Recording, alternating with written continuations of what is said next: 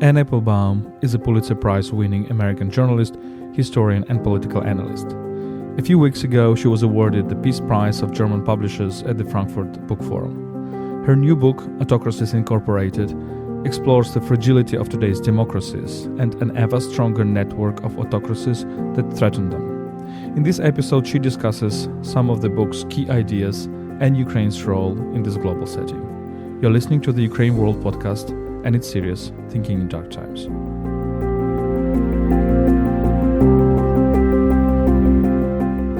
UkraineWorld is a multilingual media about Ukraine. My name is Volodymyr Yermolenko. I'm a Ukrainian philosopher, chief editor of UkraineWorld, and president of PEN Ukraine. Before we start, let me remind you that UkraineWorld is brought to you by Internews Ukraine, one of Ukraine's largest media NGOs. You can support us at patreon.com/UkraineWorld. You can also support our volunteer trips to the frontlines areas at PayPal, ukraine.resisting@gmail.com. You can find these links in the description of this episode. So let's start.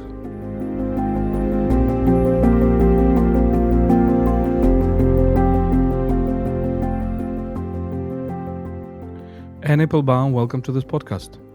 Thanks for having me. So first, I would like to start with greetings, congratulations with the prize, the Peace Prize that you received in Frankfurt, and with the very, very strong speech you said during the acceptance ceremony. And I would like to quote one of the phrases of the speech. I quote: "We have known for nearly a century that the demand for pacifism in the face of an aggressive, advancing dictatorship can simply represent the appeasement and acceptance of that dictatorship." Look, today there is a big conversation in Europe that we need peace, we need negotiations. What is your response to these talks? My response is that, of course, we need peace, and of course, eventually there will be negotiations, but those negotiations can't mean that we are allowing a dictatorship to advance. If you argue for peace in a situation where the other side of a conflict is not interested in peace and is not interested in solving the conflict in a rational and fair way, then you're simply arguing for allowing the other side to win. As far as I can see right now, the Russians are not interested in ending the war, and they're certainly not interested in relinquishing territory or in treating the people on occupied territory like citizens or even like human beings. I don't see any step back in terms of Putin's goals, in terms of what he says he wants. As far as I can see, his aim is still the destruction of Ukraine and the destabilization of Europe. And so accepting an end to the conflict now simply means or calling for an end to the conflict now simply means you're allowing him to continue. How is that message perceived in Germany? What have you felt? Because in Germany we have parties like Alternative für Deutschland, and we have people like Sarah Wagenknecht who are increasingly stronger, and therefore they're influencing also the position of the ruling party. But my hypothesis is that, having a peace prize and arguing for defending of the just peace is a very strong message that you delivered in these circumstances. So I have to tell you, I was really surprised both by the prize itself, which was given to me, and they knew what I was going to argue, obviously. Based on my past writing, they knew that I would argue for the defense of Ukraine and the defense of Europe. The response of the largest press institutions in the country, the Frankfurt Allgemeine Zeitung, German state television, all the way down through a whole series of different publications who I spoke to, the magazines, Spiegel, Stern, and so on. The response was pretty overwhelmingly positive. Obviously on Twitter, there were people who attacked me. There were a couple of skeptical articles, but I honestly thought that it would be much worse. And one of the conclusions I came to is, if you look around at the mainstream, the majority mood in Germany, and actually, if you listen to the German opposition leader, who may well be the next Chancellor Friedrich Merz, all of them speak the same way. All of them speak about standing up to Putin. All of them point to the Russian sabotage projects in Germany, the destabilization plans, the Russian support for the extremist parties in Germany, but also elsewhere in Europe. The most Germans, I think, are coming to understand the nature of the Russian threat, and they're prepared to begin to thinking about fighting back, both in Germany but also in Ukraine. And they seem to understand the message, and that seems to be why the panel of jurors who give out the German Peace Prize, who come from mainstream German institutions, all of them wanted to give the prize to me. And so that was my conclusion, was that there is a very powerful movement in Germany to win the war, to defeat the threat from Russia, and to defend an idea of democracy and peace and stability on the European continent. And it was unexpected for me. I will say that. That's definitely a message to these forces that I mentioned, and I hope this is also a sign that the another part of the German society that, as you say, are much more decisive to help Ukraine win this war and at least not let Russia win this war, is getting maybe stronger, or at least they're trying to deliver the message. Let me now address to your book, which is now a big event, and it's called Autocracy Incorporated. Can I pronounce it like this? Sure. Yeah, that's Yeah. fine. That's maybe clearer anyway. Yeah. Yes. Autocracy Incorporated, the dictators who want to run the world. And I would like to start with one of the first messages of this book. And I quote you: unlike military or political alliances from other times and places, this group of Autocracy Incorporated operates not like a bloc, but rather like an agglomeration of companies bound not by ideology, but rather by a ruthless, single minded determination to preserve their personal wealth and power. So, do I understand you correctly that you are not rather talking about kind of a new authoritarian international, the new bloc of states, but rather a network which sounds like a cartel or something like that? Yeah, I use the business analogy, the analogy to a company, on purpose, because these are countries that are linked as much by their financial interests or their trade interests or their interest in selling one another surveillance technology as they are linked by a single idea. In fact, they don't have a single idea. There is no ideology that links nationalist Russia and communist China and theocratic Iran and whatever North Korea is. They don't have a common goal. Um, they do have a few aims in common. These are all states where either the leader or the ruling party seek to rule without checks and balances, without any transparency, without independent courts, without independent media. In fact, they all seek to control the media and control the conversation inside their own countries.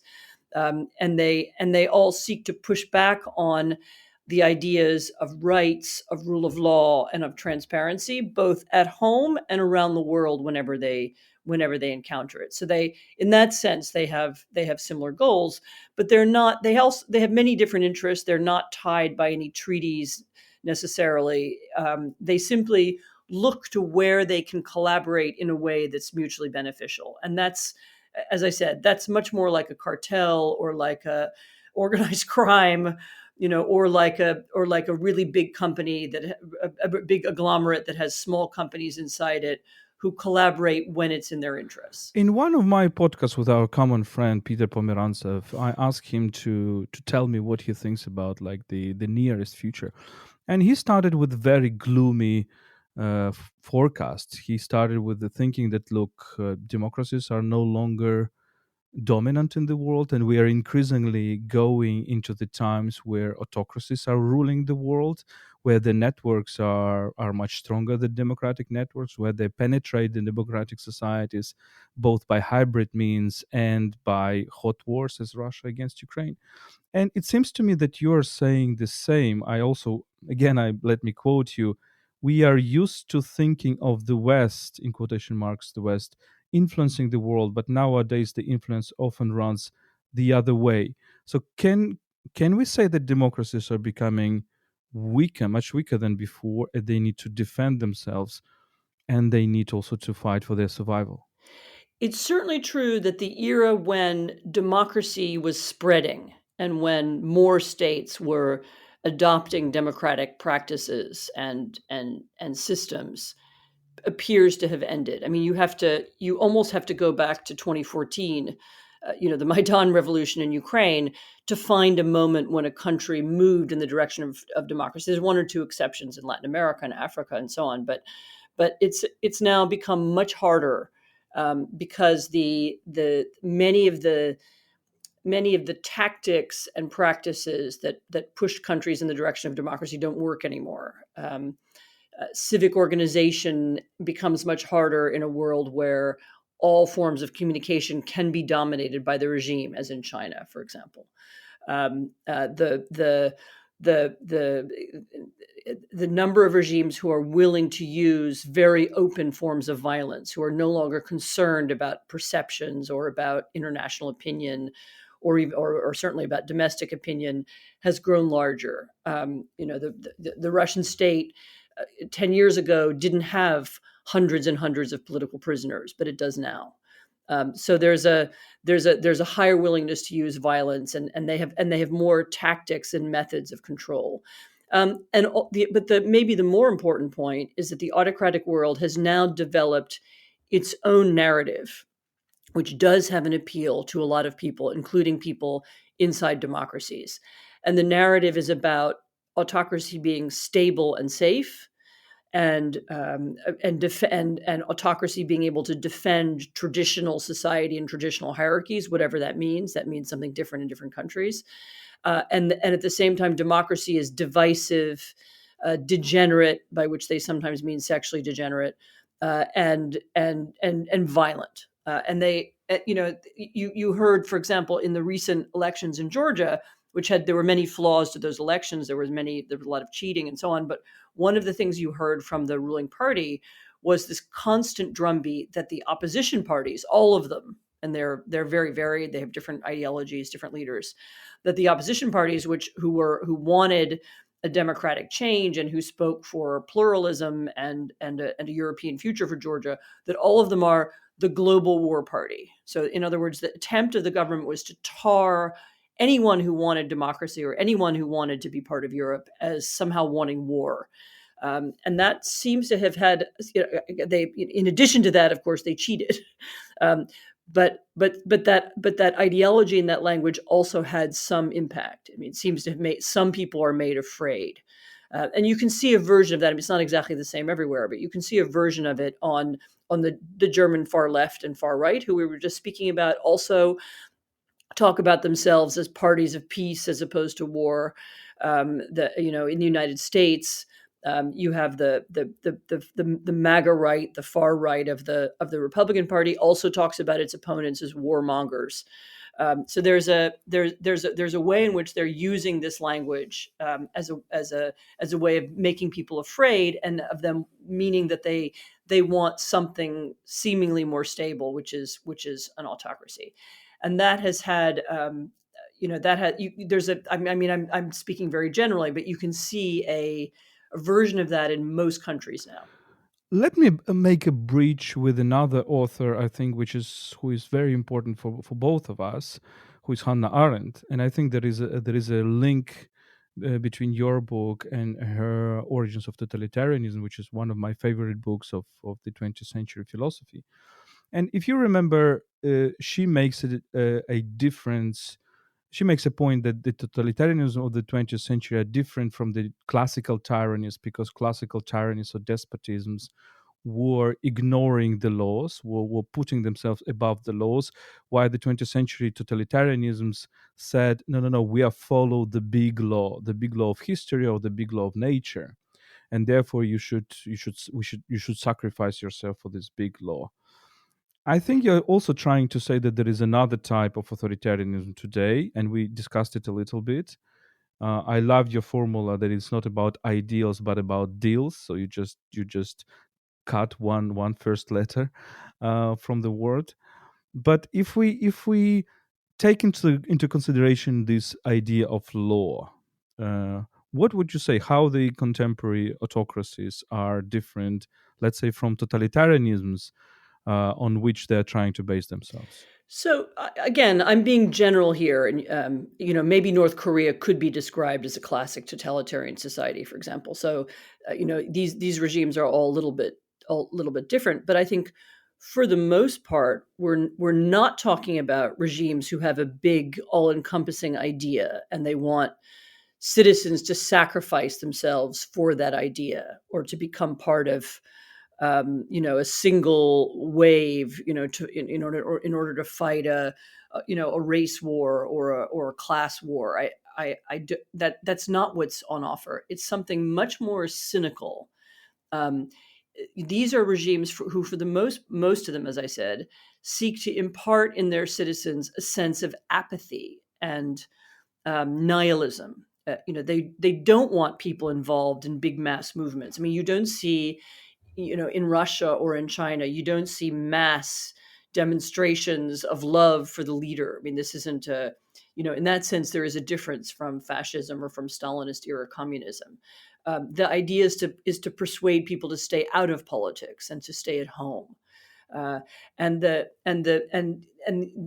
leaders are seeking to keep themselves in power, um, partly for the purposes of money and finance. I mean, so that's another big difference between now and the 20th century. We're talking the leaders of Russia and China, but also Venezuela, and and a handful of others. These are very, very rich people. Many of them are billionaires. And if they aren't, then their wives are, or their families are, or their immediate close circle of friends are. And part of the purpose of these kinds of regimes is to enrich its leadership and to enrich them on a scale that was once unimaginable. So, with palaces and yachts and access to anything and the same kinds of privileges for their friends and families. And so the and that gives these regimes a different sense. So they're not arguing that you should support them because then you're part of a huge communal effort to reshape the world or your society. They're arguing that it's in your own interest to stay at home and mind your own business.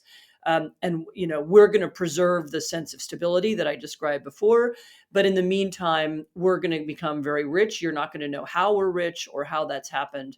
But the economy of the country will be organized so as to benefit a very few people. And that's a different it's a different mentality, and people accept it because it's easier, because as I said, because politics is dangerous and ugly, but also because, thanks again to modern media and to the way that social media works and the modern authoritarian propaganda, people aren't really sure what's true. They don't see an idealistic alternative. They don't have a sense of a better society that could be built. I mean, they hear every day about how dangerous and ugly and degenerate democracy is, and they don't see anything better. And so, because they don't see anything better, they simply accept what is. And I think it's a different mentality. I mean, you can find some overlap. I think even in my book, I wrote about some overlap between the leaders of the autocracies in the present and those of the past. There's an overlap, but there are these. It's also a pretty fundamentally different kind of system, and something different is on offer to the citizen. That's very important and very interesting because, again, coming back to totalitarianism and coming back to Hannah Arendt's book, it's deeply connected with the masses, with the mobs or the masses or the crowds.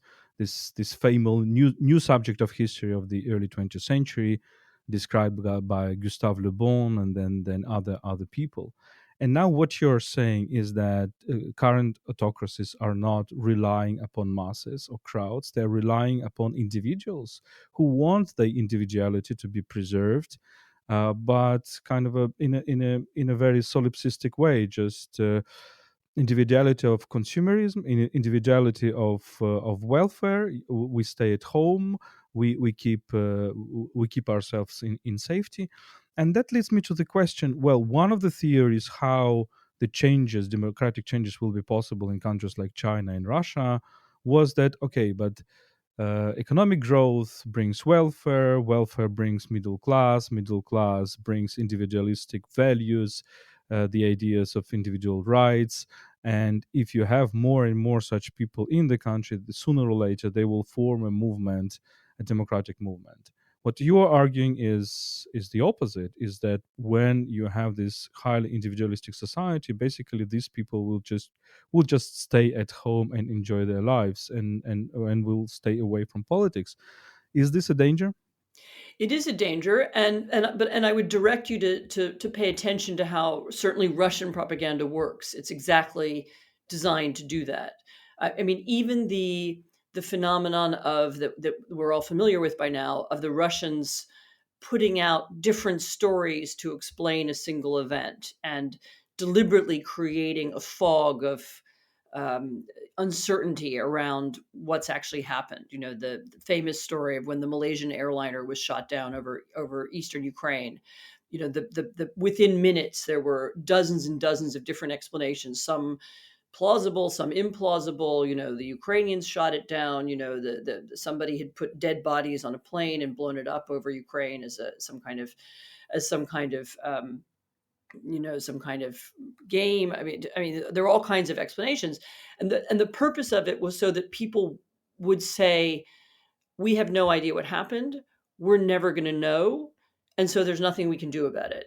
And that is part of the purpose of modern authoritarian propaganda, is to present multiple explanations. There's, and to undermine your sense of truth, to make sure you don't trust anybody.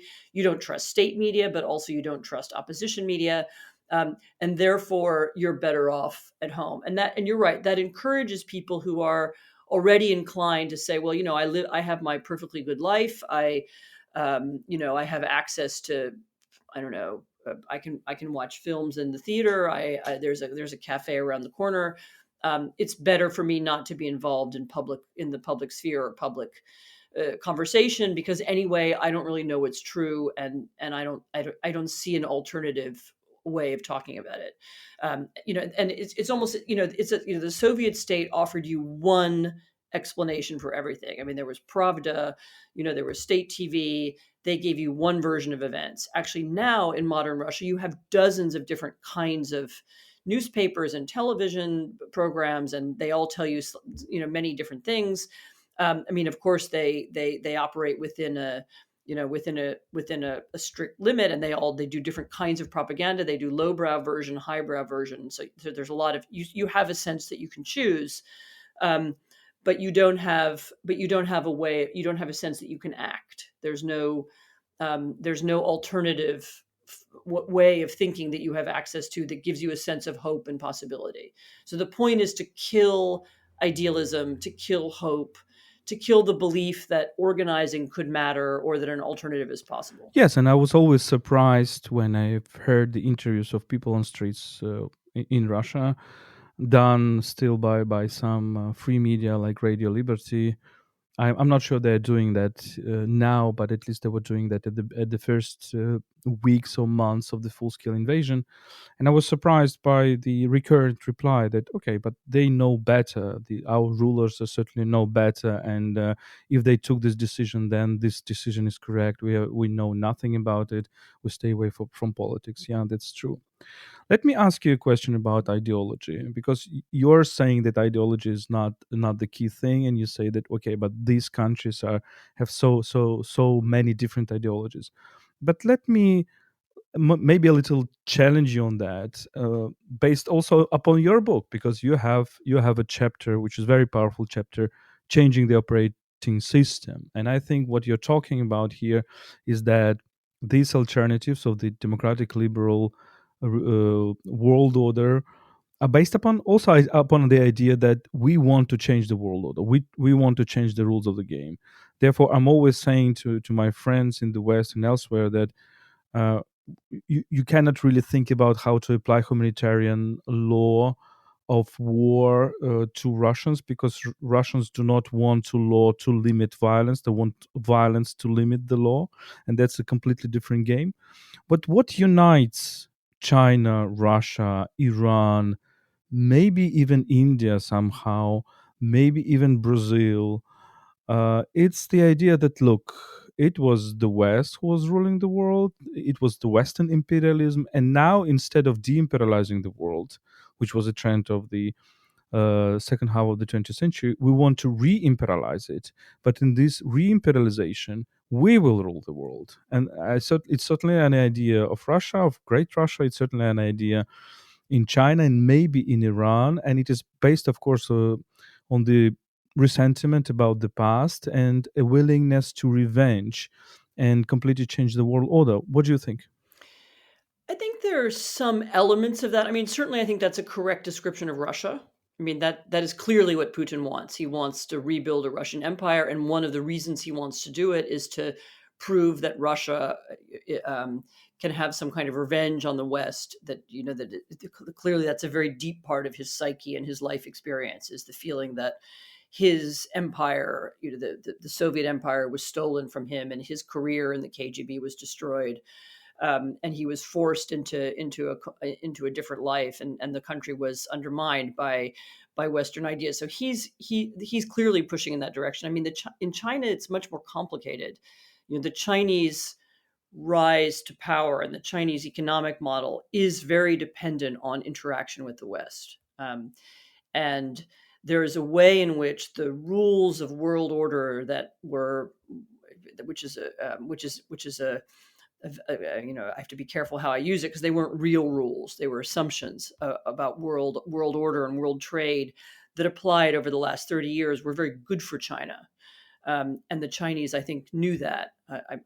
Maybe they're beginning to doubt it now, but that was so they have a somewhat different relationship than the Russians do to the idea of order. And also the Chinese have a very their argument at the UN and in international institutions and elsewhere is an argument about sovereignty and the right of every country to make its own decisions. And of course, this is for them an argument that is designed to undermine arguments about rights and universal rights. So their argument is, we have sovereignty, we can do whatever we want inside our borders, and nobody is allowed to criticize it or talk about it. And so the idea that there's something like universal human rights, and that the people of Tibet or Xinjiang have some rights that are different from those that are transcend the oppression that they experience as oppressed parts of what's in effect the Chinese empire or the Chinese state, that the Chinese want to undermine that. And that's always, actually, from the beginning of the war, has made the conversation about Ukraine very difficult for them, because in theory they believe in sovereignty, and that's been their argument for a decade. So they have their interests are a little bit different from Russia's. They have and it's one of the ways in which the two countries come into conflict. Iran, again, it's also, I mean, is their interest in the Middle East an imperial one, or is it the destruction of Israel? There's because of the Sunni Shia division inside Islam. I'm not sure they believe in a Muslim empire. So they have divisions over this idea of imperialism. I think what is true is that that all of them believe, and again to different levels, that they should be able to rule as they wish inside their own countries, without any outside criticism or outside institutions having any influence. So whether it's the UN or Amnesty International or other human rights bodies should not exist, and they identify those as Western ideas, or as Christian ideas. I mean, these aren't ideas that are native, they would say, to their cultures. So they want to be able to rule without the influence of those things, and they also want to be able to behave on the world stage, without any, without being hampered. So the Russians are saying, we want to be able to invade Ukraine, because it's our right to do it, and the Chinese, I mean, they haven't done it yet, but are essentially beginning to argue, we can occupy Taiwan if we want, and you can't stop us. So there is as I said, there's some. It's not a clear argument, but they do want the right to do what they want without the international community stopping them. I'm not sure that's the same as re-imperializing the planet. But maybe the differences between what I'm saying and you're saying are just nuances. But it's important your focus on sovereignty, and you talk about this a lot in your book. And basically, what means this accent on sovereignty in these autocratic states is the end of international law. I mean, that's what they really mean. Oh, that absolutely. No, absolutely. They want the end of international law. They want this language of rights, which, by the way, I looked at the statute of almost every big international institution, whether it's the United Nations or the OSCE or the African or Latin American organizations. Almost all of them have in their founding documents some language about rights, about universal rights, about human dignity, about respect, for the individual, something like that. All of them have it. And I do believe that what these large, what Autocracy Inc. wants is to remove this kind of language. They don't want it to be part of the international conversation. And they push back against it both by trying to create alternative organizations. I think that's the purpose of this BRICS organization, is to have an international institution that's not based on that language and those ideas. And it's also part of their argument, even at the UN and elsewhere. It's one of the reasons why they've tried to take over UN human rights bodies of different kinds in order to twist them and undermine them. It's why they push back against that language all the time. They want that gone. They want international law gone, and they want um, the idea of universal rights not to be part of the international conversation. And that will be a big regress. That will be a big degradation compared to some achievements of the 20th century. Because I can understand, of course, the critics of this language of human rights, universal human rights, because people say, but look, you start wars based upon the language of these human rights. And of course, we can understand how this language can be abused. But on the other side, if we don't apply it, we will come back to the situation when international law doesn't exist, to the situation when people like Lauterpacht or Raphael Lemkin do not exist. And I just refer to a famous book by Philippe Sands on the emergence of these concepts by two people who studied in Lviv. And I think it was Lemkin's reaction, or Lauterpacht, I forgot, that this universal language of human rights was a reaction to Armenian genocide in Turkey. Yes, it was Lemkin. Yes, it was Lemkin, right? And the Holocaust, of course, brought the idea that, look, if you have people who are not protected by national law, then you should invent something else. But let me zoom in back to Ukraine, because in these circumstances, in this environment that you described, the Ukrainian fight has much more global sense. It's not just a fight for Ukraine's sovereignty, for Ukraine's independence, for Ukrainian lands. It's of course very important for Ukrainian identity, but it's really a fight for international law. It's a fight for the world, how it will look like in the 21st century. And it's, for me, it is also kind of a prelude probably to much more gloomy times when democracies become again so weak that they are subject to attacks from authoritarian states, and maybe we are even coming back to 1930s again, and therefore the Ukrainian fight is so important for the whole world. What do you think? So I do believe that one of the reasons Putin invaded Ukraine, of course, he has imperial ambitions. Of course, he was angry by the Maidan and the example that it presented for Russians. Look, you can throw out a corrupt leader. So of course, all that is true. But I think another purpose was to show the world and to show especially the Western countries whom he resents, uh, I don't care about your international law. I don't care that you've been saying in Germany, never again, this language, post-war language about no war in Europe. I don't care about that. I don't care that you've been talking about how bad concentration camps are. I'm going to build some in Ukraine. I don't care that you're talking about the evils of Nazism. I'm going to kidnap children in Ukraine and I'm going to take them to Russia and make them into Russians, which is something the Nazis did. It was a deliberate, from the beginning, attempt to show that this international law doesn't exist and I can do whatever I want. And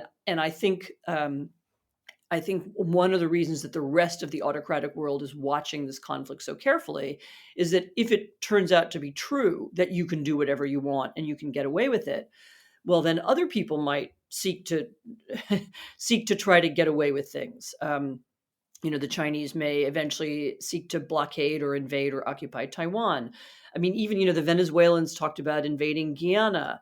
The Venezuelan government has just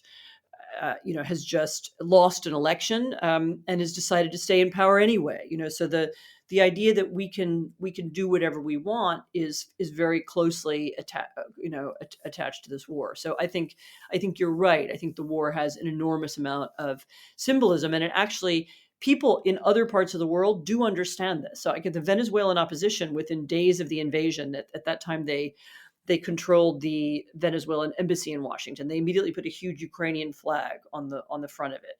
I mean, I know Ukrainians probably feel quite far away from Venezuelans, but the Venezuelans immediately felt, oh, this is our fight too. The Taiwanese. I was in Taiwan a few months after the invasion began. The same thing. Taiwanese instantly understood the relationship of the two conflicts. So anybody who feels under pressure from Autocracy Incorporated, from this network of states, understands that the war in Ukraine is partly a war for them and for their future.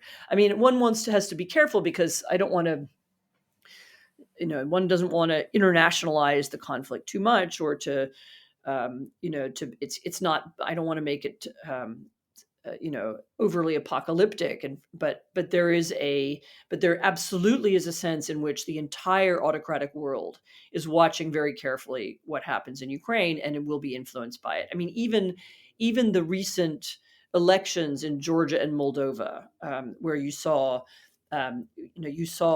pro-Russian parties basically seeking to influence and steal the election. I mean, is that something they would dare to do if Ukraine had won the war? The war has has an influence on the behavior of other groups and people. I mean, really all over the planet. So I do agree that it's very, very, it's symbolically and otherwise significant for many other countries, and for more broadly this struggle between. It's not so much between autocracy and democracy. That I think that's the wrong lens. It's between rule of law and lawlessness, between international law and the absence of it. It's about the question of whether large countries can invade smaller ones, whether with impunity. Those are some of the questions that are at the heart of this war. I agree with you. Let me now turn to maybe the last part of our conversation: how to counteract this Autocracy Incorporated. You present some of the ideas in your book, and I would ask you to elaborate on them. So in the latter part of my book, I described a different way of thinking about coalitions. So one of the things that I think is definitely going to be true going forward is that the old model of international institutions, the United Nations, these organizations that have, I don't know, big buildings in New York and Geneva, and they're full of bureaucrats.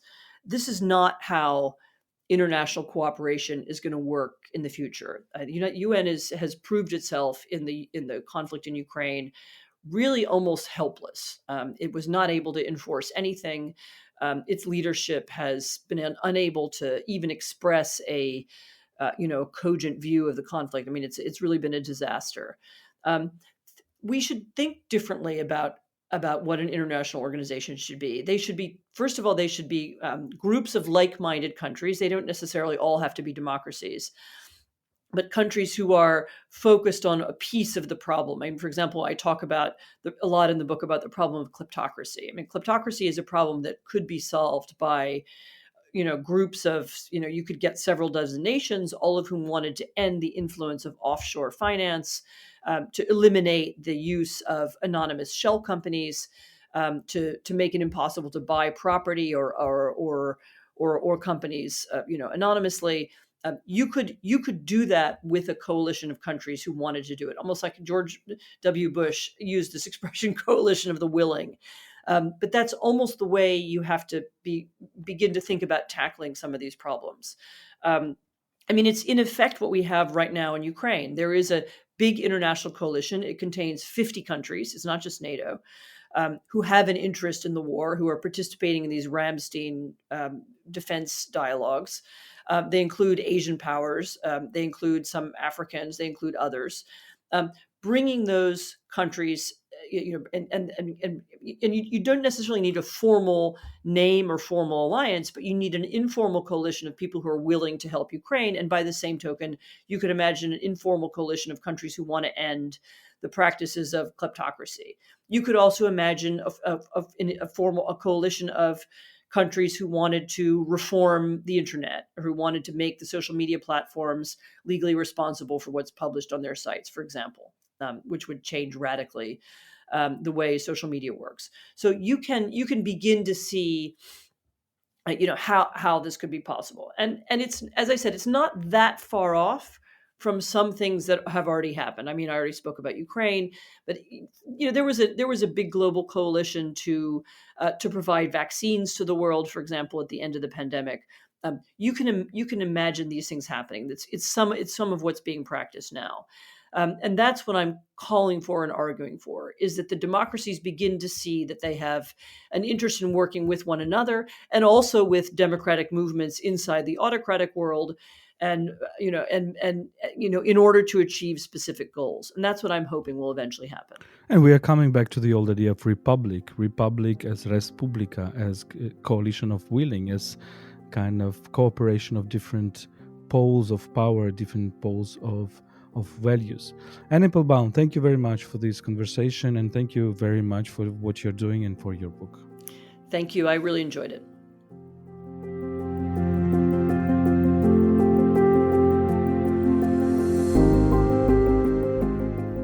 This was a podcast by UkraineWorld, a multilingual website about Ukraine. It's our series, Thinking in Dark Times. My guest today was Anne Applebaum, a Pulitzer Prize-winning American journalist, historian, and political analyst. My name is Volodymyr Yermolenko. I'm a Ukrainian philosopher and chief editor of UkraineWorld and president of PEN Ukraine.